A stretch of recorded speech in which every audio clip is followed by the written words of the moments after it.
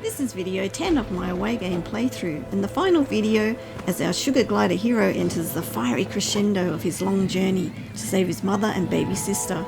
Let's see how he goes. So we're just taking a moment to get our energy levels up by eating mushrooms because there's not as much to eat on the tree itself.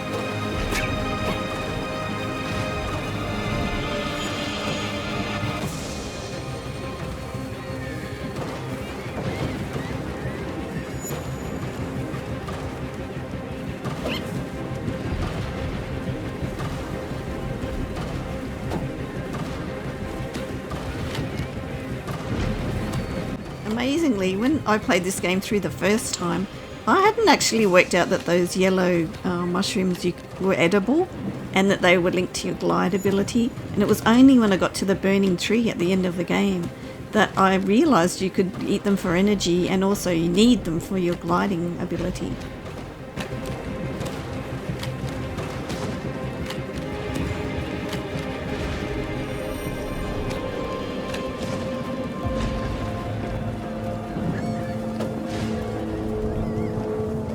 So this swinging log here, unlike all the other ones in the game so far, doesn't seem to have a jump point to it, and that made it really difficult to jump onto, for me anyway. So I missed it many times and plummeted into the flames below, but eventually I got it, so you should be okay. But yeah, for some reason this one, unless it's something that I missed, it didn't have that thing where you can jump to a point on the log.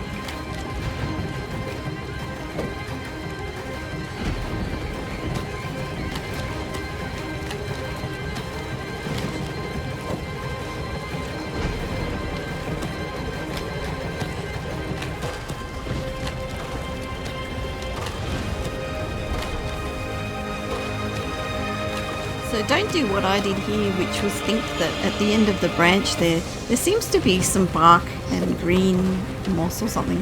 So I thought that was where you had to jump to, but I was wrong, as you can see. So yeah, just follow the next bit of the video for the correct way.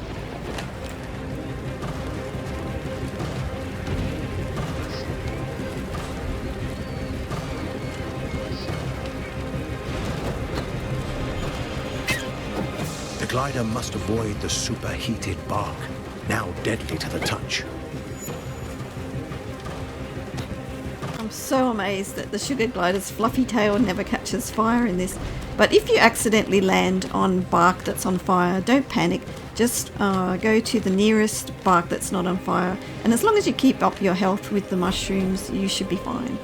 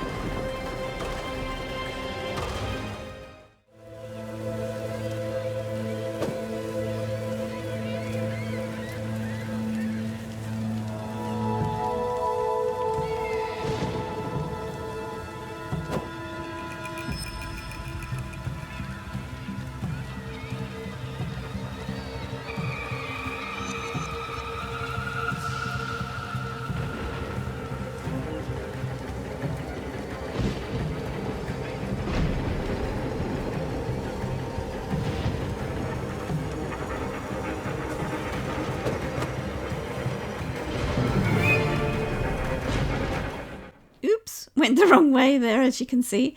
Where I need to go is to the left and glide across to this tiny little platform.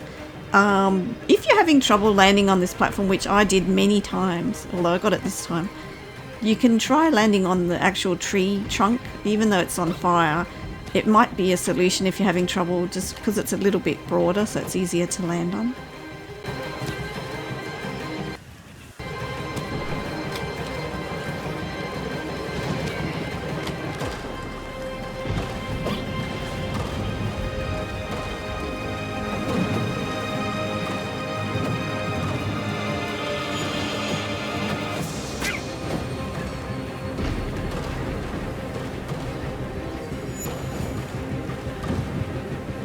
Glider's mother and sister, they're still alive.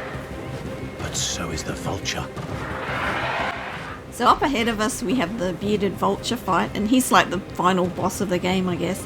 And the combat is virtually the same as with the snakes and the scorpion.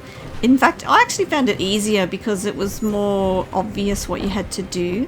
The only downside is that when you roll left and right, you're likely to roll into the burning bark. That's the only thing you have to watch for. But apart from that, it's sort of fairly straightforward, really.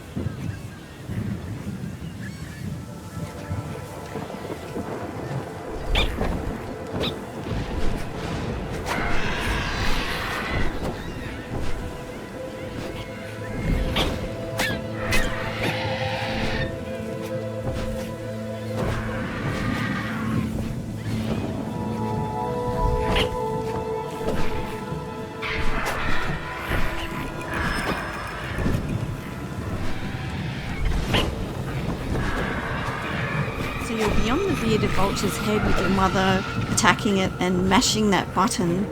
But don't stop mashing the button.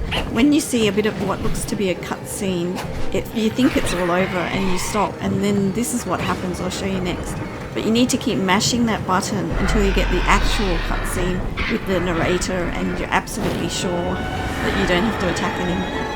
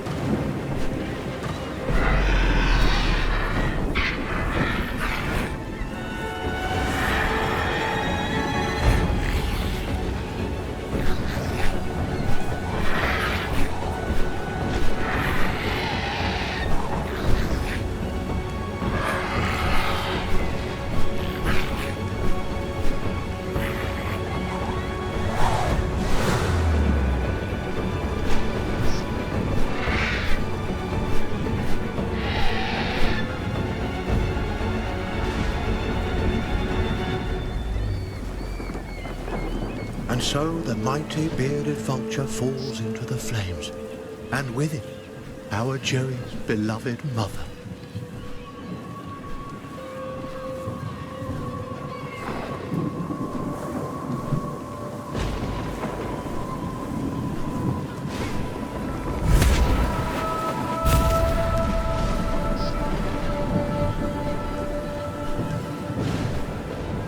The glider's sister still lives. If the Joey moves quickly, he may yet be able to rescue her.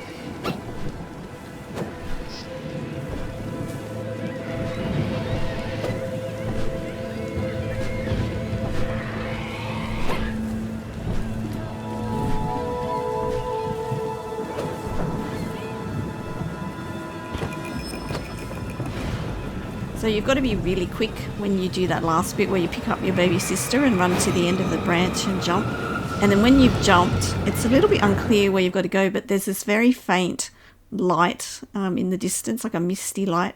That's what you need to head towards, even though you can't actually see where you're going or what you're going to be landing on or anything like that.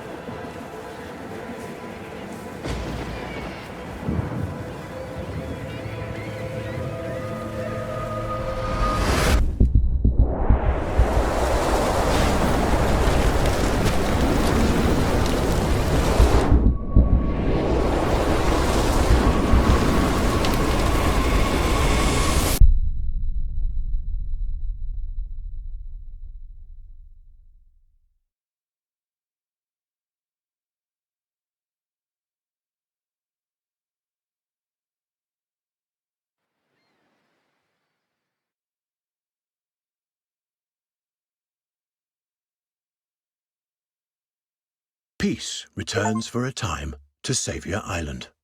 The Joey and his sister rest and recover on the shore to the rhythmic sounds of the waves. Though the glider has suffered a great tragedy in the loss of his mother, he has gained strength and resolve beyond his years. Having surmounted innumerable hardships against all the odds, our Joey must once again muster his courage and face whatever challenges the island has in store. His sister is relying on him after all, and he will not let her down. As this remarkable animal gazes out towards the horizon, the rising sun offers hope for a new nest, a new home, and a new dawn for us all. To complete the story, you just need to do this last bit where you've got to find the safe nest for your sister, and this sanctuary beach will become the home base basically for when you do your exploration.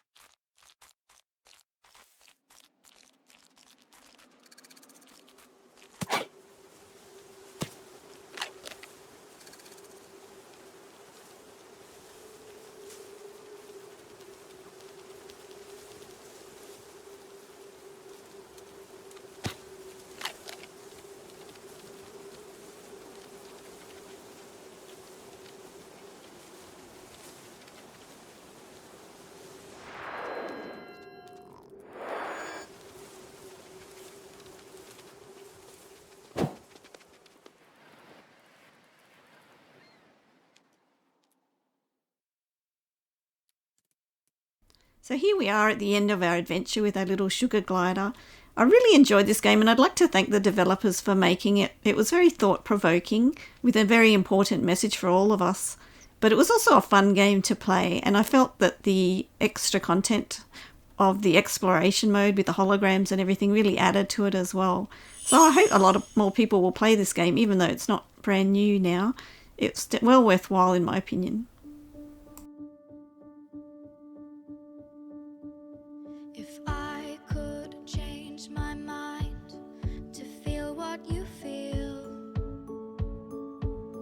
I wouldn't do it. If I could close my eyes and see what you see, I wouldn't do it. You might be breathing, but you're not living. It could be different, but you're not willing. Is it madness to believe in something impossible? I can feel it, I can see it, even though it's invisible to you.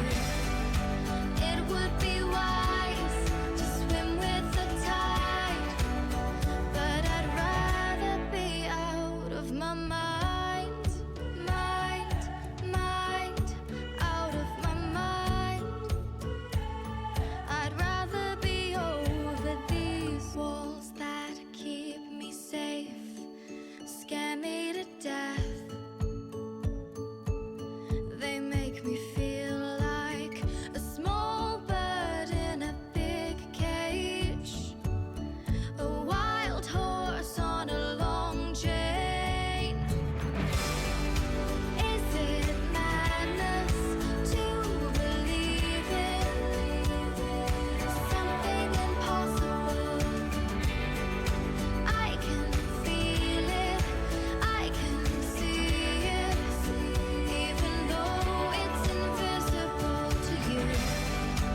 It would be wise to swim with the tide, but I'd rather be out of my mind, out of my mind.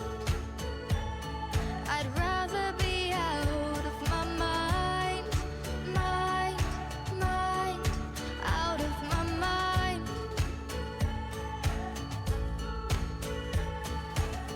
You might be breathing, but you're not living.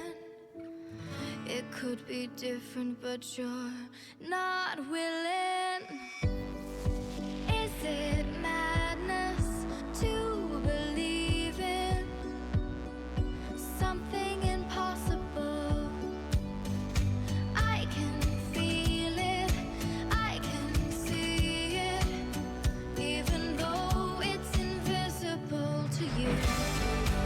It would be wise to swim with the tide, but I'd rather be out of my mind,